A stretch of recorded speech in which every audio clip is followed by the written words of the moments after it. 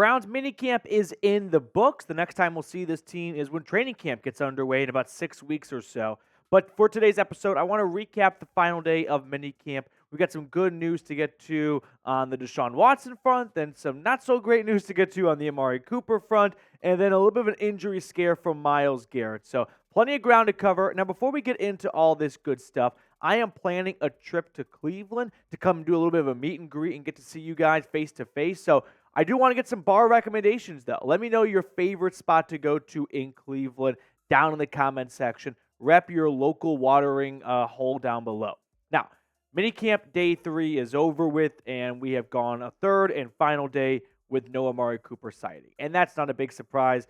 I don't see why anyone would end a holdout after the first or second day of a 3-day mandatory minicamp period. So Cooper skipping all 3 days. He is subject to over $100,000 in fines. Now, if Cooper and the Browns reach a contract extension, I would expect the Browns to pick up the tab on those fines. But if they don't, I'm sure they'll either stick it with him or they may be nice and just not apply them at all. Now, Cooper is seeking a contract extension through multiple reports. He's currently scheduled to make $20 million in cash for 2024, the final year of a 5-year, $100 million contract. The only thing I got to add to this is, Andrew Berry, get this done before training camp. You got 6 weeks in front of you until camp breaks ground. Do not let this linger into training camp.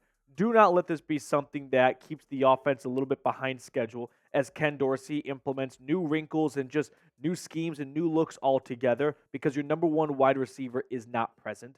Do not let that happen. I don't care what you have to do, whether an agreement is made, whether there's some kind of Venmo deal under the table. I don't really give a shit.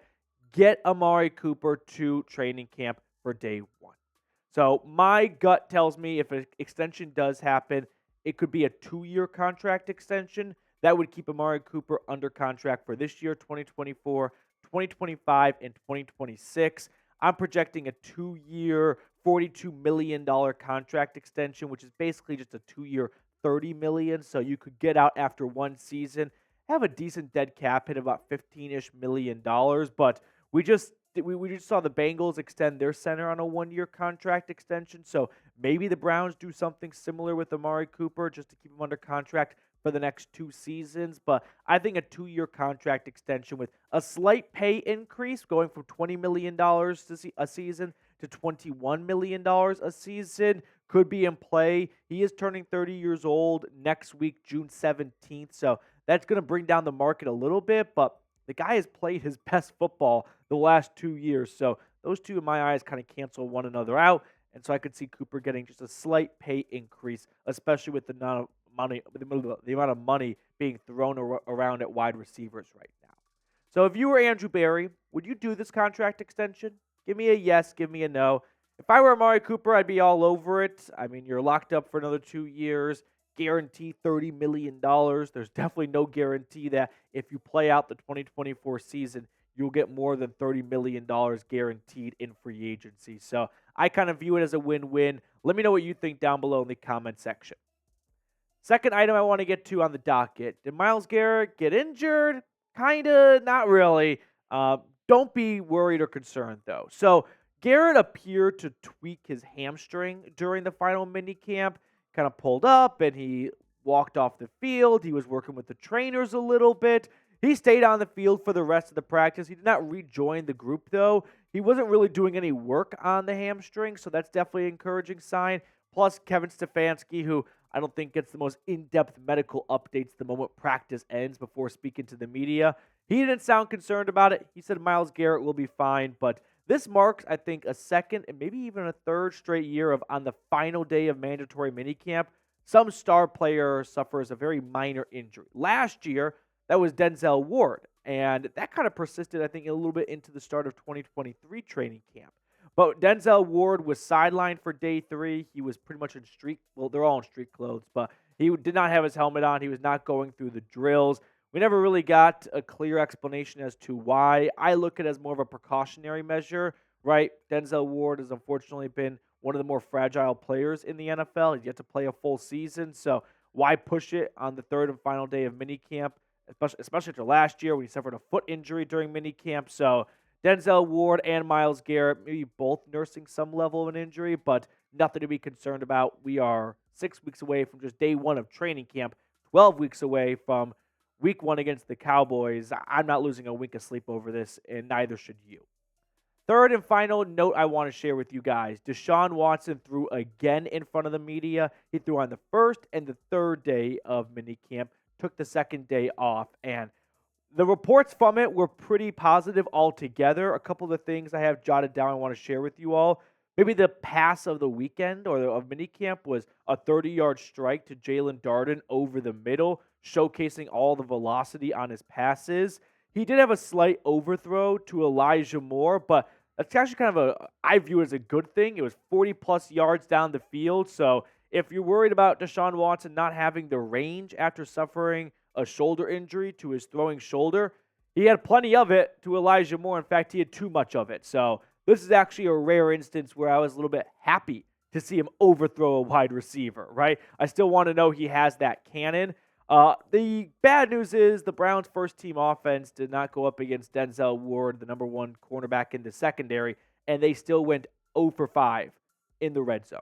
A lot of nice pass breakups by the DBs, so kudos to them for making some good plays on the football. But in 7-on-7, red zone drills, flag football, no contact allowed, the offense shouldn't just win. It has to win. It is designed for the offense to win. Now, it's June. I'm not going to be alarmed by this whatsoever. I'm more just going to be excited about the defense red zone improving because it was the worst in the NFL last year, so hopefully not again in 2024. But yeah, there were some good parts of Watson's day, and then from a team perspective, going 0 for 5 in the red zone, that's not so good.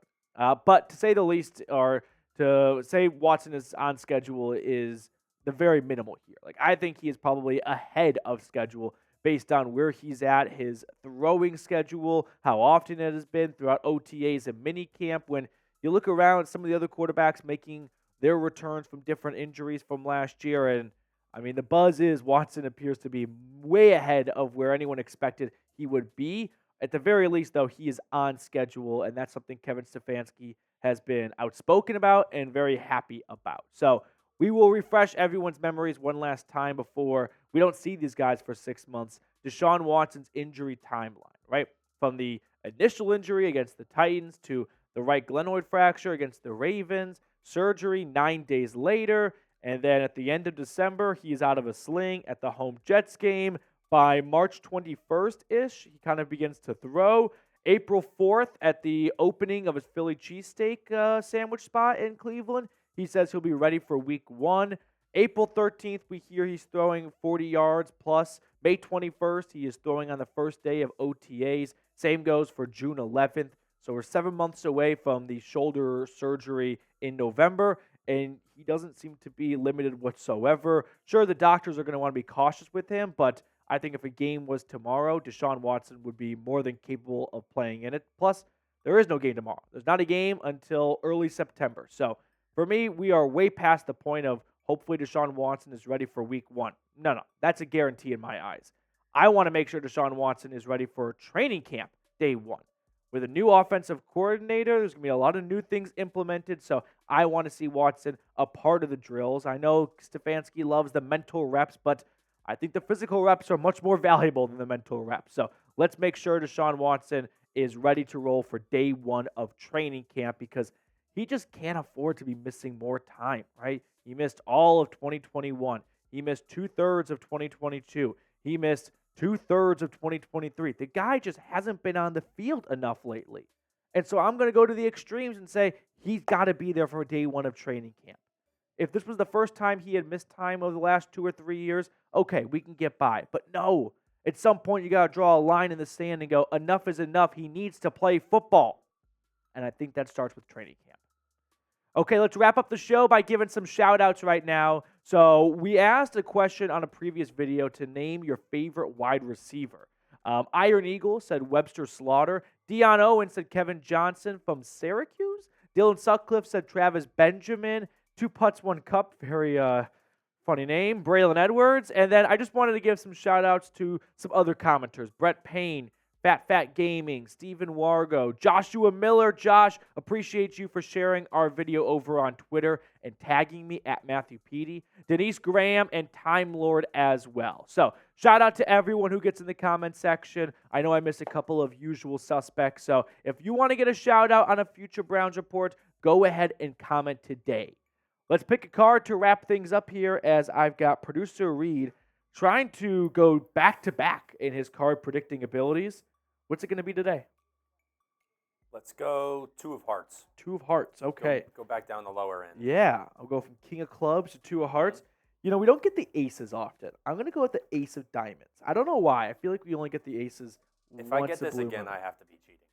If you get this again, we're going to do some testing for sure. Nah, don't worry. 9 of hearts. 9 of hearts. All right, that will do it for us on today's episode. Thank you guys so much for tuning in. If you're still watching, if you're a part of the end of the video crew, scroll on down, type CLE.